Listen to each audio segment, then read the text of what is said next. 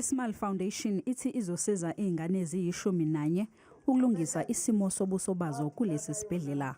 Ngosuku basiza izingane ezimbili ukuze zikwazi ukukhuluma nokudla kahle. At the center of the campaign is that we help kids who have been born with these open deformities on the basis that we help them regain their own confidence.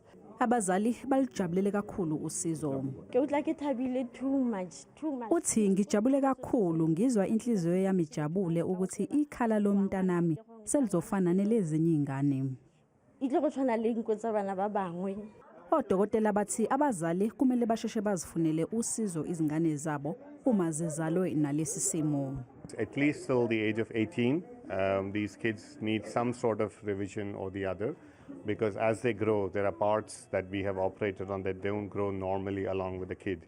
Umnyango wezempilo eNorthwest usunxuse abazali abanezingane ezizalwe Nodebe Lomlomo Olungahlangene ukuthi bezenganeno bezothola usizo mahala.